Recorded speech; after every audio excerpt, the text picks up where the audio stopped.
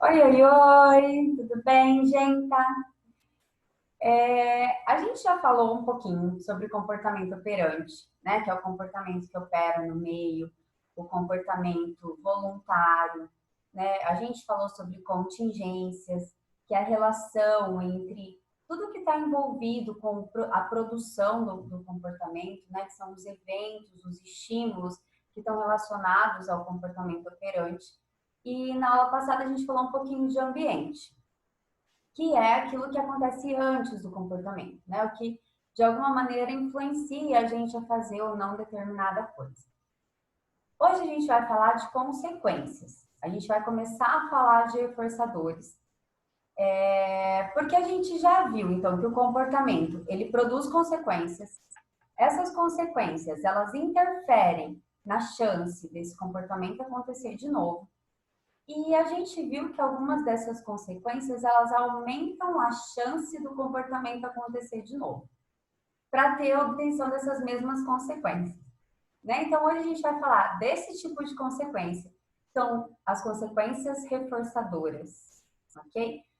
O conceito, então, de consequências reforçadoras é a consequência que aumenta a chance, a probabilidade desse comportamento acontecer de novo, do comportamento que produziu essa consequência. Então, digamos que a gente está lá na caixa de Skinner, né, ou caixa operante, com o ratinho, ou com sniff, que seja. E aí a gente tem lá o rato emitindo diversos comportamentos. E aí ele pressiona a barra. Quando ele pressiona a barra, é disponibilizado para ele uma gotinha de água ou uma bolota de comida, dependendo da caixa. E aí o rato come. Quando ele come, a gente, se ele voltar a produzir o comportamento de pressionar a barra para obter comida, a gente diz então que a comida é um estímulo reforçador, uma consequência reforçadora que aumenta a chance dele pressionar a barra para produzir o aparecimento da comida, certo? Então, a gente só vai saber se um reforço é um reforço analisando um pouco se ele aumenta ou não a chance desse comportamento acontecer de novo. Tá? Então, assim, o que a gente pode dizer disso? Que se alguém tem um comportamento no repertório que faz demais, é porque provavelmente esse comportamento está sendo reforçado, certo? Porque senão a pessoa não faria. Tá? Não faz nenhum sentido a gente fazer alguma coisa para ter uma consequência que não seja algo que aumente a chance. Entendeu? Tipo assim, eu faço alguma coisa, eu tenho uma consequência. Essa consequência aumenta a chance de eu fazer esse comportamento de novo. Então, eu continuo fazendo, né? Por isso, a gente costuma dizer que o reforçador, esse estímulo consequente, ele não tem uma característica física específica que a gente possa falar assim, ó, tudo que é verde é reforçador, tudo que é comida é reforçador, todo chocolate é reforçador, né? Porque eu vou emitir o comportamento para ter a consequência do chocolate todas as vezes, né? Então, assim, não, chocolate não é reforçador o tempo todo. Para eu saber se o chocolate é um reforçador ou não, eu preciso analisar se ele aumenta a chance de eu fazer aquele comportamento para obter de novo, no futuro, certo? Então, vou compartilhar aqui uma tela só para a gente seguir um caminho. Eu procurei agora há pouco e não achei essa tela. Eita, gente, tá difícil o negócio aqui de achar. Ih, não é esse. Ai, socorro. Esse aqui. Isso, muito bem. Então, é o seguinte. A gente estava falando, então, das características físicas desse estímulo reforçador. Comida. Daí alguém pode me falar assim, comida é muito reforçador para mim. Eu faço tudo por comida, né? Eu faço, chocolate eu gosto muito, gosto de chocolate sempre, sempre chocolate vai ser um reforçador para mim. Aí, digamos que você acabou de comer um bolo inteiro de chocolate. Não sei se vocês já fizeram isso, vocês vão me contar depois na live. Mas assim, chocolate é reforçador. Só que se a gente acabou de comer um bolo inteiro de chocolate e alguém chega e fala, toma um sorvete aqui, você fala, ai, não, não. Até gosto, mas agora não. O reforço, ele perde um pouco o seu poder, né? Dependendo se a gente está saciado ou privado de algo. Né? Se eu estou há muito tempo sem comer, qualquer comida me serve, né? Então, a comida vai ser um reforçador muito forte se eu tiver um tempo sem comer, e vai ser um reforçador não muito forte se eu tiver acabado de comer muito, né? Se eu tiver acabado de sair de um rodízio de pizza, por exemplo. Então, a comida ela não é reforçador o tempo todo, mesmo que seja reforçador em alguns momentos, tá? Então, o reforçador ele varia de acordo com o tempo, de acordo com o que está acontecendo comigo, se eu estou em privação, se eu estou em saciação, tá? Então, vai variar. Nem sempre comida vai ser reforçador. E aí a gente tem os elogios, né? A gente fala, ai, todo mundo gosta de elogios. Aí a pergunta é, será? Será que você, quando é elogiado, faz mais esse comportamento do que fazia antes? Então, como é que a gente vai saber se o elogio está sendo um reforçador para alguém? Se ela aumentar a realização daquele comportamento. Eu ia falar fazeção daquele comportamento. Então, se eu tô lá, sei lá, se eu usei uma blusa que estava lá escondida no guarda-roupa e certo dia eu coloco a blusa e alguém fala, nossa, blusa bonita. Se aumentar a chance, se eu usar mais vezes essa blusa, eu posso dizer que o elogio foi um reforçador. Se eu nunca mais usar a blusa, eu não posso dizer que o elogio foi um reforçador, uma consequência reforçadora, tá? Então vai estar muito relacionado com chance, com aumento de comportamento, aumento de probabilidades, tá? De um comportamento para produzir aquilo, para produzir o elogio. Então, sei lá, na sala de aula, fazer alguma pergunta, às vezes alguém fala, nossa, que legal isso que você perguntou, e aí a pessoa nunca mais pergunta. Né? Então, nesse caso, o elogio não é um estímulo reforçador. Tá? Então, a gente só vai saber se o estímulo é ou não reforçador analisando depois os comportamentos no futuro. Tá bom? Então, independente do estímulo, se o efeito da apresentação for de aumentar a probabilidade ou a chance de ocorrência do comportamento que o produz, que produz essa consequência, que produz a comida, que produz o elogio, então esse estímulo vai ser considerado um estímulo reforçador. Tá? Então não é tão simples a gente identificar quem é um reforçador, né? Mas às vezes a gente precisa parar um pouquinho, fazer um recorte desse comportamento e ver o que é que acontece depois dele, né? Às vezes a gente pode ter várias consequências e uma delas pode ser essa consequência reforçadora que está mantendo o comportamento da pessoa, né? Se a gente faz, provavelmente tem uma consequência reforçadora envolvida. Outras coisas que acontecem quando a gente é reforçado, tem consequências reforçadoras. Então, a primeira é aumentar, né? Essa de trás aqui, aumentar a probabilidade do comportamento que produz a consequência voltar a acontecer. Primeiro efeito do reforço. Segundo efeito do reforço, diminuir a frequência de outros comportamentos diferentes do comportamento reforçado. Então, o que acontece? Digamos que eu estou lá com a minha blusa, que alguém falou, nossa, que blusa bonita. Quando é reforçado, aumenta a chance de eu usar essa blusa e diminui a frequência de outras blusas, de outros comportamentos. Né? Então, por que isso é importante? Porque além de aumentar o comportamento reforçado, diminui os concorrentes. Isso para a gente é muito legal, muito, porque às vezes a gente não precisa mexer no comportamento que a gente quer diminuir, a gente não precisa punir um comportamento que a gente não está gostando, mas a gente pode só reforçar o outro comportamento.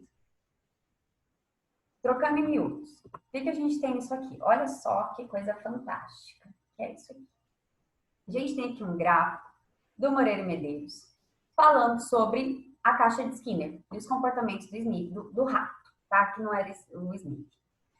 Então, a gente tem aqui, traduzindo esse gráfico monstruoso, aqui a gente tem número de respostas de pressão à barra, quantas vezes o rato pressionou a barra, em quanto tempo, certo? Então, a gente tem aqui um gráfico de 10 minutos por 30 possibilidades de resposta, tá? Então, quantas respostas? A gente tem aqui os comportamentos de pressão à barra, farejar e limpar. Eu espero que vocês estejam vendo o meu cursor, que vai facilitar um pouco da vida, mas tudo bem, tá? Vou deixar bem devagarzinho aqui para a gente identificar do que eu estou falando. A gente tem aqui no primeiro minuto 10 comportamentos de farejar, que é esse triângulo, certo? 10 farejar, eu tenho 0 comportamentos de pressão à barra. No segundo minuto, eu tenho 15 comportamentos de farejar, que é quando ele mexe o focinho. Eu tenho de 5, uns 7 comportamentos aqui de se limpar. Ele se lambe, né? Tá se limpando. E eu tenho aqui um comportamento de pressão à barra, certo? No terceiro minuto, começa o reforçamento, ou seja, começa a ser dispensado água no dispositivo ali. Ele pressiona a barra, sai uma gota d'água. Depois desse terceiro minuto, o que acontece? Aumenta o comportamento de pressão à barra consideravelmente, né? Olha só, vai passando o tempo e o comportamento de pressão à barra vai aumentando, ou seja, o comportamento reforçado, pressão à barra, aumenta a frequência. E os outros comportamentos que foi farejar e se limpar, depois do terceiro minuto, caem consideravelmente, até que no 10º ele fareja e se limpa quase nada. Ou seja, eu não preciso mexer no comportamento de farejar e de limpar para que ele pare com esses comportamentos. Se eu reforçar os comportamentos, o comportamento adequado, que é pressionar a barra, eu instantaneamente, sem fazer nenhuma mágica, sem mexer no comportamento de farejar, a gente consegue diminuir a frequência dos outros comportamentos. Olha que coisa mais brilhante. Se a gente tá falando do rato, beleza. Agora joga para o comportamento de birra, que é um clássico, né? A gente sabe que a birra acontece porque a criança tem o que ela quer. A gente falou um pouquinho de adulto nas outras aulas também, né? Digamos que é só a criança que emite comportamento de birra.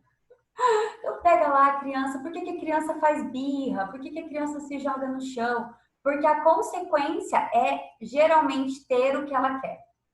Certo? A mãe fala, pelo amor de Deus, para com esse comportamento, levanta daí, que eu te dou o negócio, eu compro o chocolate para você.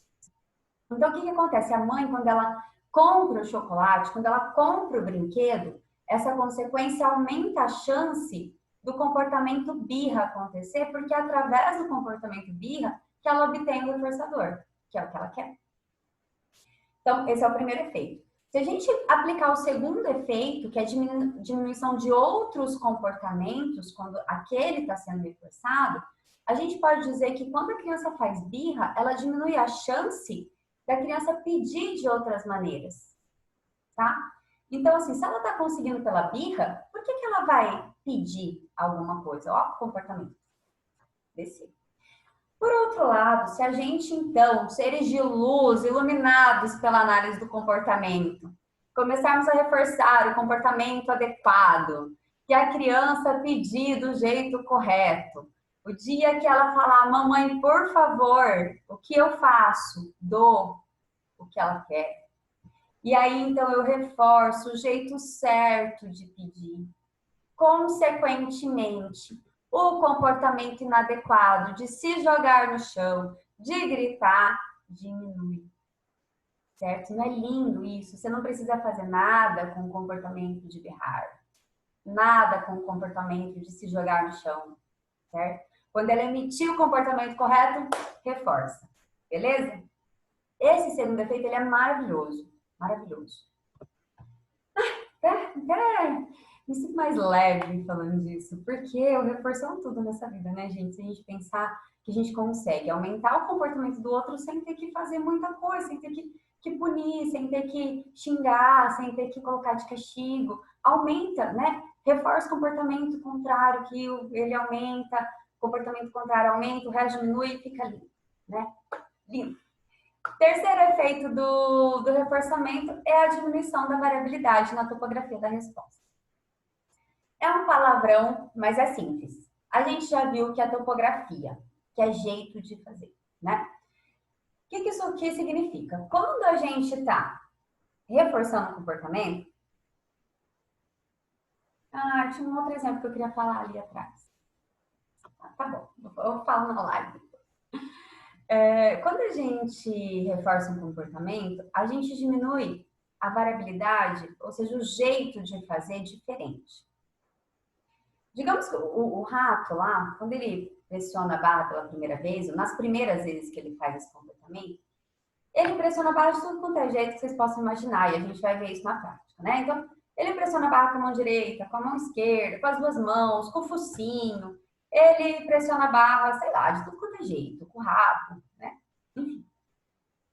Depois que ele começa a ser reforçado, que ele começa a pressionar a barra, ele varia muito pouco.